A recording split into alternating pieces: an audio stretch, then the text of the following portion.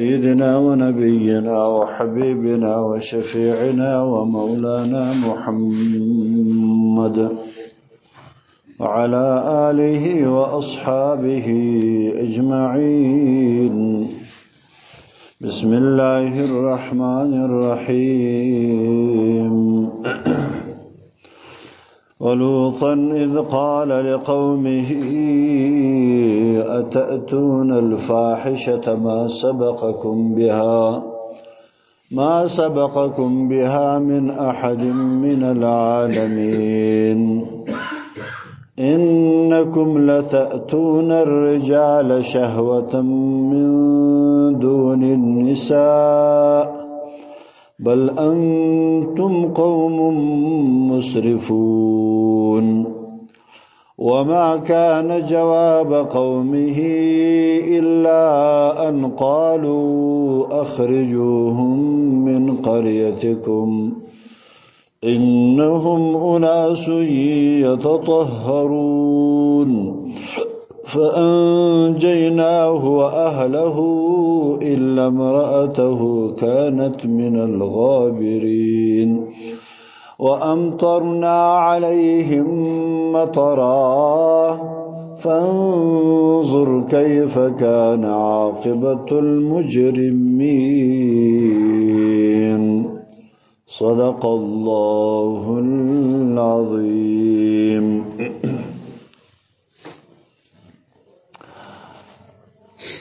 دا مولوی صاحب چې دا چندی والا چې راغلی دی که چیرې چنده ورکوي اوس ته ور ولاړ شي بیا نو هغه مخارکۍ کار لري یو ژبه پر یو ترتیب یو شی به برابروي نو که چنده ورکوي ورکوي کنې نو ورته وایي چې وانست بیا دی نه شي بیا وروسته ولاړېږي پورته کښته کېږي. دا واقعه الله جل جلاله دا لوط علیه السلام ذکر کوي. لوط علیه السلام دا ابراهیم علیه السلام دا کازویو نو دوی یو ځای د عراق څخه و شام ته سفر وکړي. معنا چې کله ابراهیم علیه السلام هجرت کاوی د عراق څخه نو لوط علیه السلام د هم ورسره ابراهیم علیه السلام شام ته ولاړی او د هم شام ته ولاړی ځایونه سره جلاو. لوط علیه السلام حمص علاقه ورتوای د حمص په حمص کې د صدوم قبیله ورتویل کېدله. په دې قبیله کې لوط علیه السلام واړوله او خلکو ته دعوت د ایمان او د اسلام او د دین دا ورته کاوی. دغه خلق چې وا دا یو عمل کاوی دی خلقو. دغه قوم لواتت کاروا لواتت به کاوی او لواتت دا یو ډیر بد عمل دی. دغه لواتت پیدا څنګه سو د دوی په علاقه کې دغه درمخه د آدم علیه السلام څخه تر دغه زمانه او تر دغه وخت پورې دغه عمل دا چانو کړی. دغه د لوط علیه السلام قوم چې کله الله جل جلاله پیدا کړي په دغه قوم کې دغه بد عملی شروع شوله. دغه بد عملی شروع لکه مزه څخه سول او څنګه سوله. روایاتو کې راځي دا د دوی شار یا د دوی وطن د دوی علاقه دا یو ډیره شایسته دا سرسبز علاقه وه، دا د شام علاقه ډېره یو د اوبو والا مځکه وه او ښه شینګیا یې درلودله، ډېره ښایسته علاقه وه او هر رنګه میوې پکښې کې وې او کښتونه ښه کښتونه پکښې کېدله. نو بیا دا و د شاوخوا د اطرافو خلکو د دې علاقې سره تعلق پیدا شو، نو بیا به همیشه دوی و دغه علاقې ته تلله، و دا علاقې ته چې تلله نو د منظرې و د میلې په شکل باندې، لکه دا زموږ خلک چې مثلا د جمعې په ورځ باندې به پخوا د انوړک ته به تلله یا به نور علاقو ته به تلله چې کوم ځای کې اوبه وي یا کوم ځای کې شنګیا به وه، دا خلک به تلله. نو داسې دا د وطنو خلک دا هم و دې علاقې ته راتلله، ډېر خلک ورته راتلله. دا خلک بیا د دې کلي والا د جون په عذاب سوله، نو چې په عذاب سوله اوس اریان و دې ته دي چې دا اوس وکړي څه، فقیران هم ډېر پکښې پیدا سوله په کلي علاقو کې، پر هره کوڅه و پر هره لاره باندې به فقیر ولاړو، سوال به یې کاوه، ځکه خو د خلکو رفت آمد زیات شو. کومه علاقه کې چې رفت آمد زیات وي هغه علاقه کې چې دی هلته فقیران هم زیات وي ورسره. نو بازار کې وګوره په دې دوکانو باندې دا فقیران د ورځې زنانې وو، الکوان وو، انجونې وو، سپین ږیري وو، رنګارنګ په دې دوکانو وځي وننوځي هر ورځ او هر وخت، فقر دی کوي ځکه خو رفت آمد د انسانانو زیات دی. نو دوی اوس دا فکر کوي چې دا خلک بند څنګه کو. دې وختو کې شیطان علیه اللعنه، شیطان خو نه پیژنې که نه، که نه پیژنې پیژنې زموږ ته یې هغه شناخته انډیوال ملګری نه دی داسې.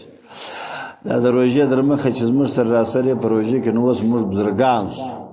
روژې کې نو موږ ډېر لمونځونه کوو، 5 وخته لمونځ دی په جماعت باندې کوو، ډېر ښه ښه وظیفې کوو، ذکرونه کوو، تلاوتونه کوو. چې کله روژه تېره سوله نو دی لکه موږ چې سره کې اسلام پخوا رانه پېژندی، الله دې مو وساتي. نو دغه شیطان علیه اللعنه د یو سپین ږیري په شکل کې سو رالی و دې علاقې ته، و دې علاقې ته چې رالی و دې خلکو ته وایي و چې زه کوم کارونه درته وښیم که چیرې ته دا عمل وکړي نو انشاءالله تاسو به د دغه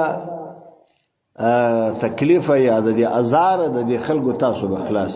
هغه ورته څنګه دغه بدکاري ورته وښوله چې دا بدکاري تاسو شروع کړئ د دې خلکو سره،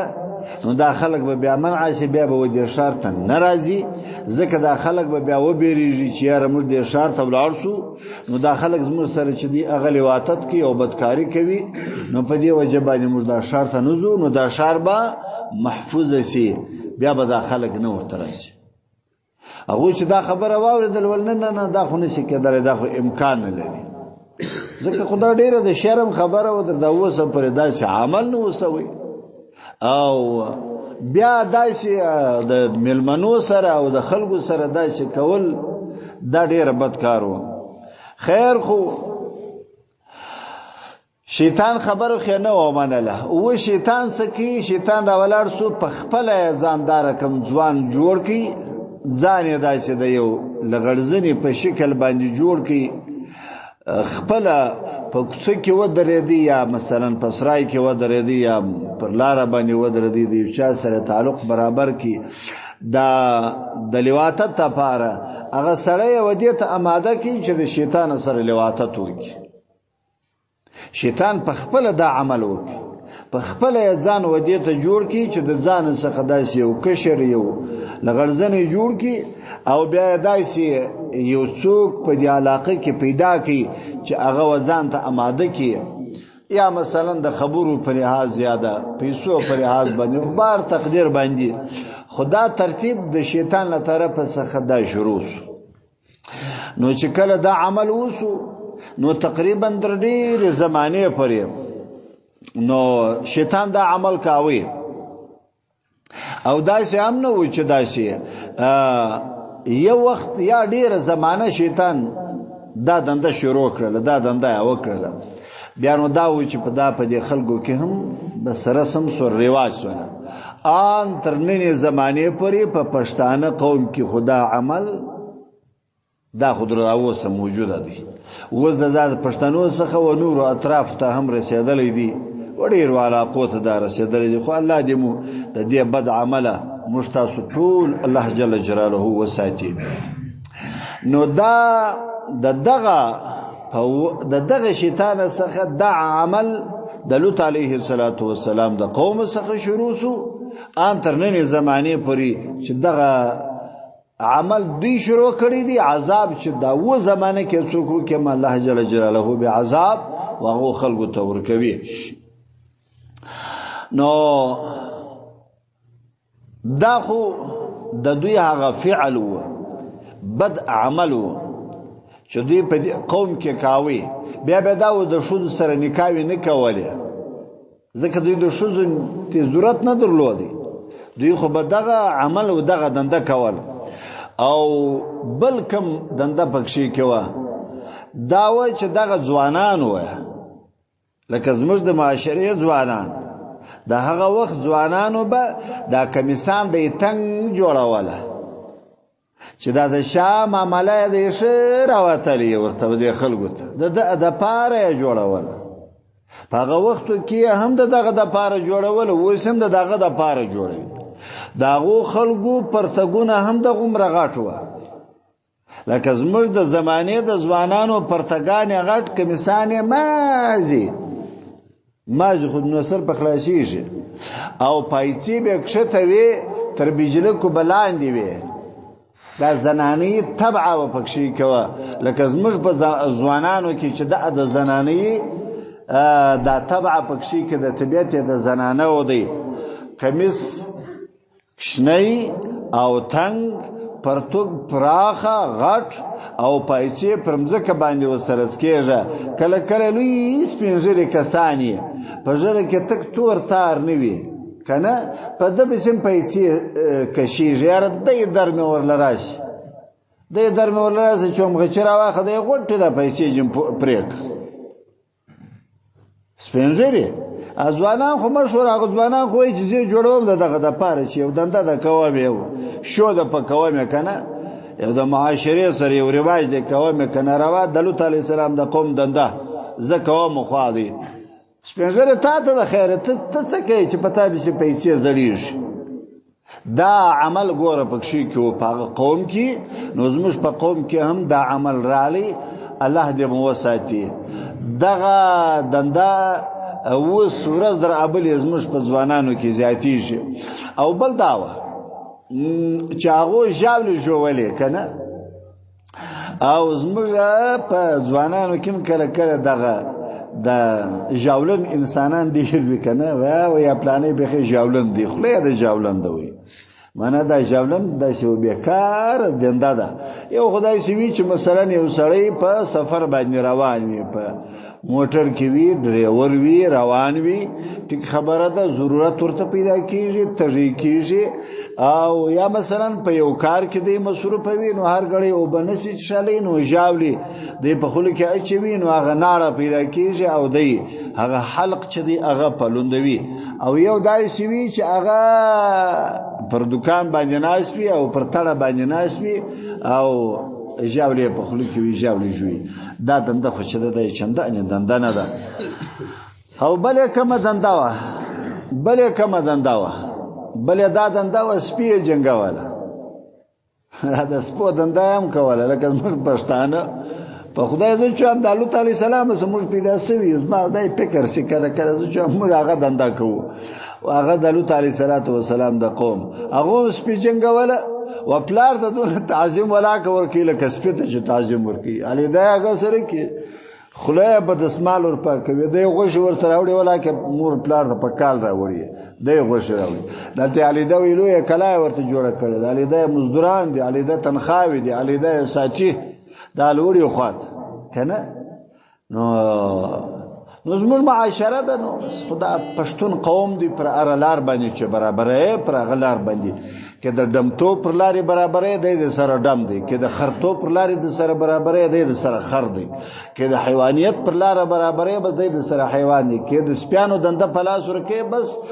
د سپیانو په دنده بیا در هر چا ډېر خوشاله لوی زنجیر مرچولي او کوږ ورسره کېږي ورسره روانې لکه د چې یو امریکا یا روس مات کړي او ټانګ را روان کړي شرم هم نه لري دا خلک څومره بې شرمي سوله په دې انسانانو کې عجیب بې حیاي انسانان سوله اوس نو سپی وګوره تا را روان کړي دي په دې دونه انسانانو کې دا انسانان اوس که سارا د خو ټیک خبره ده په سارا کې خواجه راوی باسي وی ګرځي لیکن معاشره کې ته څنګه ورسره روان څنګه شرم نه لري څنګه د خلکو نه شرمېږي څنګه د سپینه شرمېږي چې زنجیر راچولې دی او پر یوه ګلۍ باندې وځي پر بله نه نوځي د دې سپي څنګه نه شرمېږي سپی به وایي ته څونه بې غیرته چې زه درله ما ته یې تناو راچولی ته خو یو زمري ته تناو ور واچوه بې غیرته تا سپي ته تناو راچولی خلکو خو پخوا د زمریانو ښکار به کاوی زمریان به ورسره وه لیکن زموږ د هغې سره سپی ورسره وي نو خدای معنا ده چې طبعه د سپي ده د یو چا چې طبعه د زمري وي د هغو خو به د زمریانو سره تعلق وي د چا چې طبعه د سپي وي هغه به د سپیانو سره به تعلق وي دا خو نو بس دنده ده او شروع د معاشره ده الله دې مو وساتي او بل دا دنده وه چې شپېلکان به وهله د شپېلک نه دی دا په خوله باندې سیټي څوک ورته وایي څوک شپېلک ورته وایي دا د شپېلک دنده دا د لوط علیه السلام په قوم کې دا ډېره وه بس دا زموږ معاشره کې هم کله کله دغه شان وي دغه دندې چې د لوط علیه السلام دي دا مه کوئ عزیزانو ځوانانو باندې خپل ځوانانو باندې پام کوئ یو امام دا وایي یو امام څه وایي هغه وایي تاسو دې ته فکر وکړئ امام ډېره سخته خبره کړې ده ابن سیرین رحمه الله وایي وایي په دې حیوانانو کې هیڅوک داسې نشته چې دغه د لواطت کار دې کوي دوه شیه کوي دوه حیوانان دي چې هغه لواطت کوي دا حیوانان نه دي دا حیوانان چې پر دې مځکه باندې ګرځي دا حشرات و نشرات و هر څه چې تاسو بولئ د زمري څخه رانیولې بیا دا نور حیوانان دي یږ دي او پړانګ دي او پلانۍ دي او په هوا کې چې کوم مرغان دي وایي په دې ګردو کې دغه د لواطت د بدکاري دنده هیڅوک نه کوي دوه حیوانان یې کوي هغه یو خنزیر دی چې دغه د لواطت دنده کوي او یو چې دی هغه دا دغه دی دا ازمشت د معاشره کې هغه شایسته شي چې دی دا خر نه دی خر شایسته خر او دغه خر چې دی دغه دنده کوي کنه دغه دوه حیوانان په ټوله معاشره یا په ټوله حیوانیت کې دغه د لواطت دنده د دوی سره ورسره د بل چا سره نشته او بل خنزیر نه دی خنزیر هغه په خپله ماینه باندې خوام نه بدوي نو ځکه الله جل جلاله یو مخ غوښې ده هر څه یې ده الله حرام یې ګرځولی او خر له بیا هم یو څه شي کله کله یو د شاته خوا لغته غورځوي که نه وي د خره لغته ده وایي د خره له نو یا چیشته په یادې شي مو که نه نو کله یو لغته غورځوي نو بیا هم الله جل جلاله د خره سره ښه کړې ده ټوله غوښه مکروه ده حرامه ده خو داسې دی چې په خاطر د دې باندې چې په ده کې یو اډ پروت وي دغه اډ په خاطر باندې الله حرامه ګرځولی ده که نه اوس دا په د حیوانیت کې ګورئ دا دومره حیوانان دغه دوه شی چې دي هغه الله جل جلاله ډېر بد یاد کړي دي او ډېر بد شی هم دي دغه خر نه میله د خره دی که نه هغه دغه و د پړانګو د خره سره جنجال و قاضي ته چې راله باره پړانګ ورته ویله ول خر په ما ملامت دی ول یا ته په ملامت دی پړانګ ته یې ویله زمري ورته ویله ولې ول ته په دا پوهېدلې چې دا خر دی نو تا د ده سره دعوه پر چیش باندې کوله ول ته په دې پوهېږې نو ته په ملامت یې ول خر په تا نه دی ملامت نو دا دوه شی چې دي دا په معاشره کې ډېر سپک شان دي او دغه دنده بیکاره دنده پکښې کې ده او دا زموږ په قوم کې هم دا دنده سته الله دې مو د دې څخه وساتي. امام یو بل امام دی هغه څه وایي که چا یو من قبل غلاما بشهوه عجب نولد خبره کړې ده، وایي که چا لغړزنې الک مچ کی په شهوت باندې مچ جن واخیستل په شهوت باندې، وایي مثال یې داسې دی لکه د سړي چې د مور سره او یا واره جنا وکړ. نعوذ بالله نعوذ بالله نعوذ بالله. الله دې مو وساتي. بلا نو نن استاد خوښه ده ورته ګوري په شهوت کنه ورته ګوري، لاس پر تیروي کنه پر تیروي، مچ جنخي کنه جنخي، نور استاد کار دی لکه او یا واره سړی د مور سره جنا وکي. بیا وایي ومن زنا مع امه مره كانما زنا ب70 بکرا. وایي سړی چې یو واری د مور سره نعوذ بالله یو واری سړی د مور سره جنا وکي، وی دا لکه مثال داسې دی لکه اویا واره چې د ښځو سره زنا وکړي. نو اوس نو اویا په اویا کې ضرب ورک، اویا واره په اویا کې ضرب ورک، نو څو جن جوړېږي؟ 200 جن جوړېږي. نو ګویا کې داسې څو لکه یو واره یوه مچ جن اخیستله 200 واره تا د مور سره نعوذ بالله زنا وکړه، یا 200 واره دې زنا وکړه. څومره لویه ګناه ده. لیکن موږ تاسې داسې بولو ولا که موږ شوی داسې روا کار دی، ناروا هغه سره کې بولو نه. او څه وایي ومن زنا من البکر مرة فكأنما زنا مع 70,000 امرأة. وایي که چا یو وارې د یو ښځې سره زنا وکړله چې بکره ښځه وي ځوانه ښځه وي، د دې سره که چا زنا وکړله، وایي ګویا کې داسې دی لکه د 80,000 ښځو سره چې دې سړي زنا کړې وي. ګناه یې معنا دومره زیاته ده، عذاب یې دومره زیات دی. معنا دا زنا دومره لوی شی سوله، دونه بیکاره شی سوله کنه، تر زنا لواطت لا بدکار سو.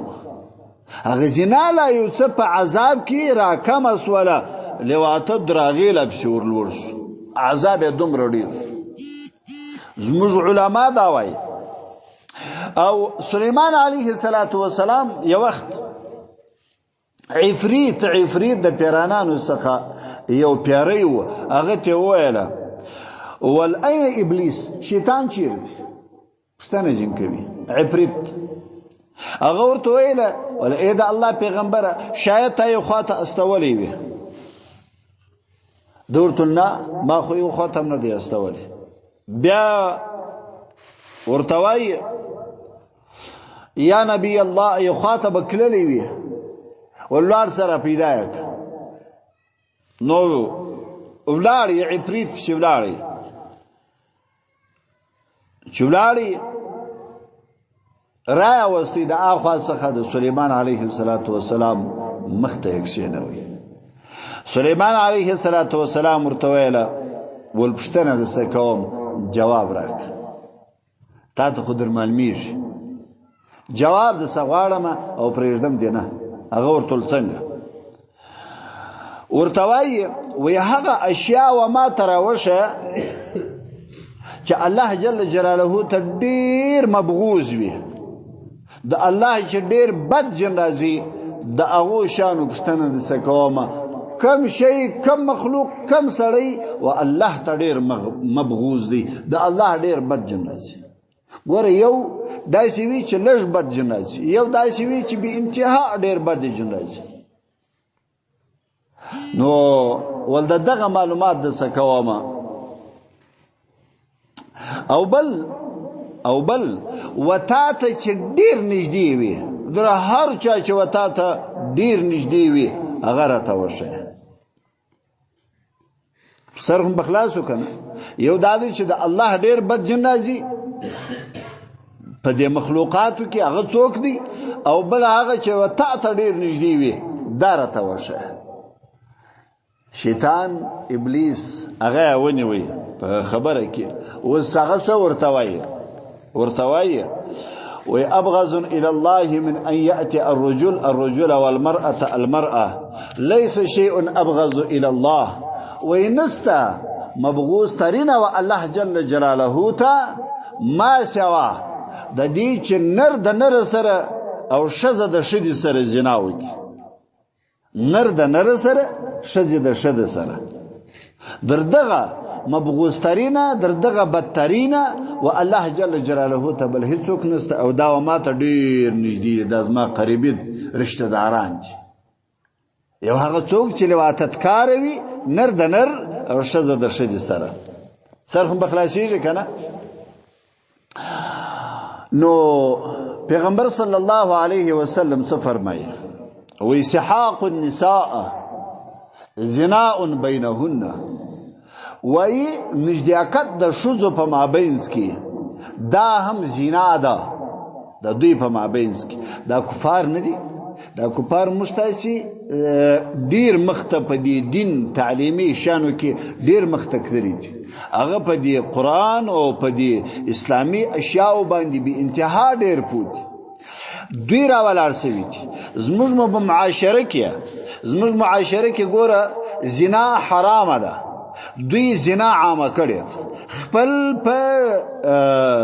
کم اسمبلی چې ورته وایي یا مثلا د دوی چې کم قانون دی دی قانون کې دا بیل پاس کړی دی چې بالرضا هغه ته زنا نه ویل کېږي دا داسې عام طور چې ده هغه ازاده کړې ده نر د نر سره واده کولی شي ښځه د ښځې سره واده کولی شي نر د خره سره واده کولی شي ښځه د خرې سره واده کولی شي او د خره سره واده کولی شي ښځه د سپي سره واده کولی شي دا زموږ معاشره کې ګوره دا ټوله ناروا دي لیکن خو کفر قانون موږ ته ګوره په دې خاطر باندې چې دوی په دغو اشیاو خبر دي چې دا په مخکني قومو کې موجوده وه په دلوط علیه السلام په قوم کې دا سوی وه دوی راولاړ سوله دا قانون ګستره کې جوړ کړي د خپل معاشرې قانون یې وګرځاوی صرف بخلاصو په دې نو ګوري پیغمبر علیه السلام دا فرمایي چې د نارینهو سره او د زنانو سره دا ملعون پیغمبر علیه السلام دا فرمایي ملعون من اتا امرأة فی دبرها هغه ګسره کې دا خبره نه ده کړې پیغمبر علیه السلام چې نر د نر سره لواطت وکي نو پر دبه د الله عذاب یا بدی په لعنت کې یا خپل د کور خپل بیبي دی وی خپل ښځې دی وی په حلال نکاح باندې وی د شاده خو لواطت ور سره کول دا ملعون دی دا سړی د الله لعنت په پر دې سړی باندې وی لعنت د الله په لعنت کې به گرفتار وي پردی نه د پردیو سره نه درته شي خپل بیبي چې دا خپل حلال بیبي ده چې کم ناروا عمل تا ور سره وکي لکه د نارینه و داسې عمل دی ور سره وکي د الله په لعنت کې به دا سړی گرفتار به دا یې ګناه کبیره یې وکړه ده ګناه کبیره لویه ګناه ده په پوهېږئ که نه نو دا یا ګوره سزاوي دي او بله دا واورئ علماو سوال دا کړی دی چې په جنت کې لواطت روا دی که ناروا دی سوال دی علماو دا کړی دی کتابونه خو دا سوال کوي خو دا ځای د بحث دا را روان دی چې نو اوس په جنت کې دا شی روا دی که نه روا دی ټول علما متفق په دې باندې دي چې الله جل جلاله هیڅکله په قبیح باندې عمل نه کوي په جنت کې الله یې نه روا کوي چې دنیا کې الله ګوره دومره بد ویلی دي نو په جنت کې هم الله جل جلاله حرام ګرځولی دي سر هم بخلاص و کنوس بخلاص په جنت کې لا الله وتا ته نه دروا کی لیکن الله جل جلاله څه فرمایي ولکم فیها ما تشتهیه الانفس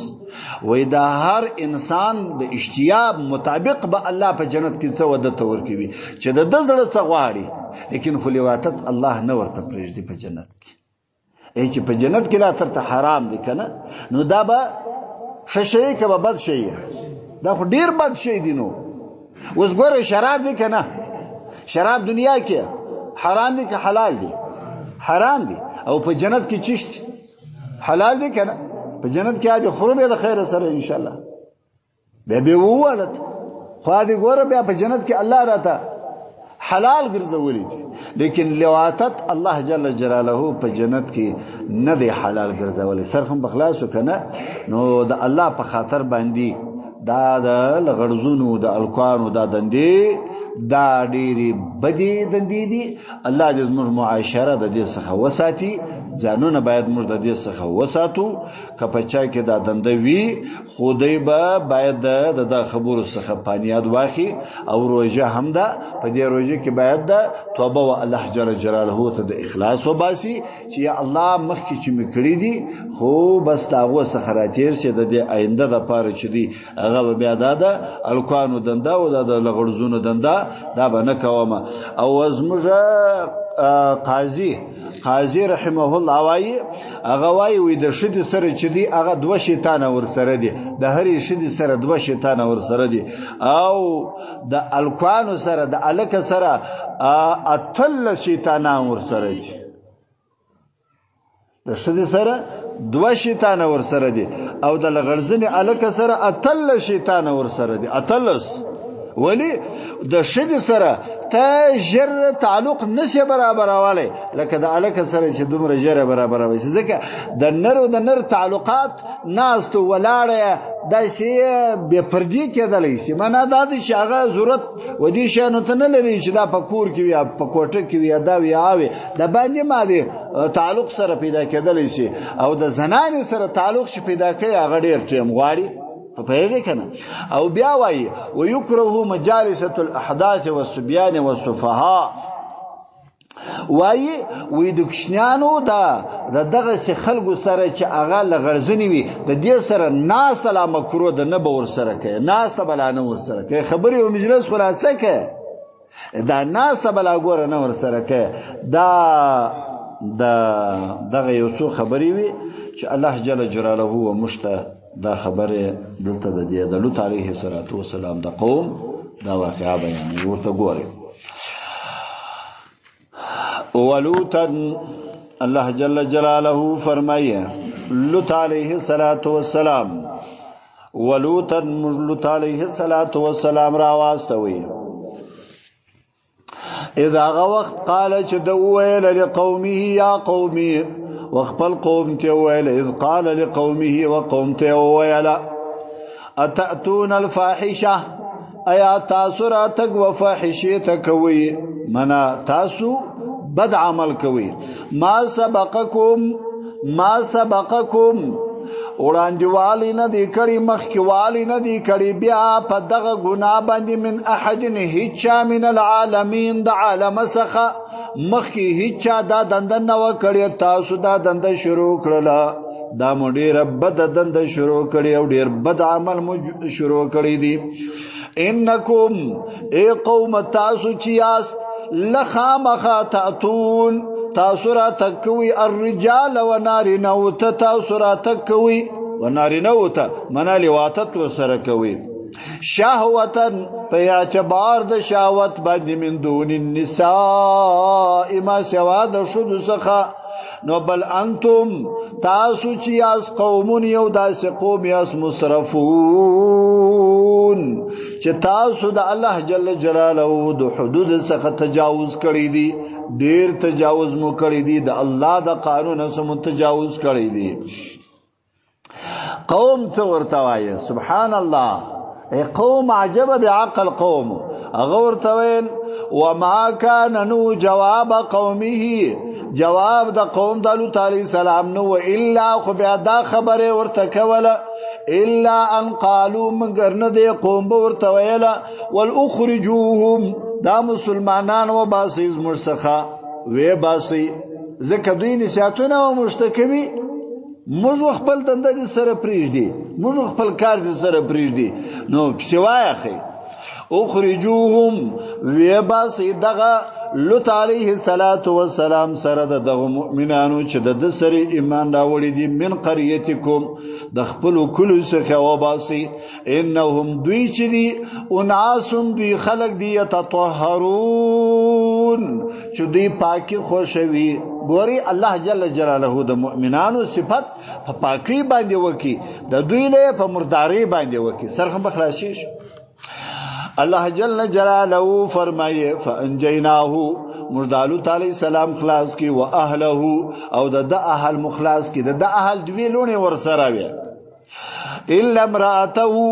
منګر نه شزه د دمو نه د خلاصه کړي ځکه شزه د هغه په دغه دنده باندې خوشاله و شزه هغه کافر و هغه په دغه لیواتت باندې خوشاله و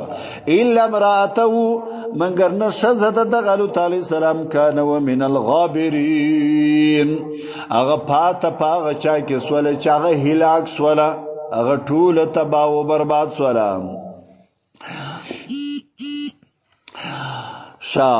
وامطرنا الله جل جلاله فرمایي چې موږ وورولي علیهم پر دوی باندې مطرن باران د ډبرو پر دوی باندې ووروي پر دوی باندې درې قسمه عذاب تقریبا راغلي دي پر دیالو تعالی السلام پر هیڅ دومره لوی عذابونه نه دي راغلي لکه پر دغه قوم باندې لوی عذابونه رااله یو داو چې د ډبرو باران وسو پر دوی باندې د ډبرو باران هغه پر دوی باندې وس دا یو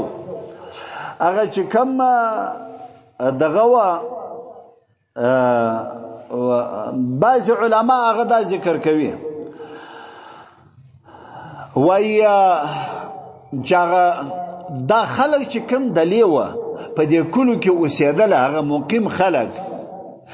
په هغو کې خسف رالی مځکه ننوتله مځکه وچاودله دا خلک په ننوتله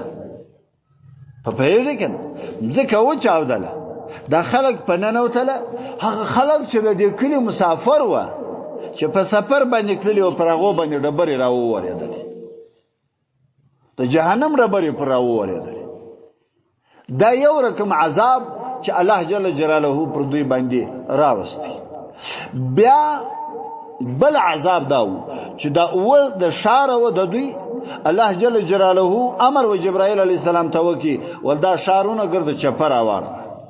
دا وسره شار چې واغه چپر اواړه ولا هغه ټوله پر دابل خو باندې راواړه علما دا ذکر کوي وایي یو سړی په تجارت کې کړلی وو تجار وو تقریبا 6 میاشتې یا 8 میاشتې دی په تجارت کې وو دی په حرم شریف کې وو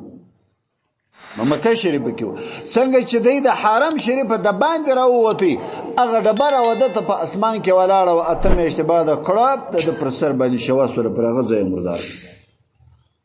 هغه وخت کفار و حرم شریف ته ور داخليدای سوله مکه مکرمه ته داخليدای سوله لیکن حرم بیا د الله حرام چې الله جل جلاله چاته عذاب نه بکشور کاوي چې کله د حرم راووتی هغه ډبره پر د باندې شواسوله د پر هغه ځای باندې مردار شو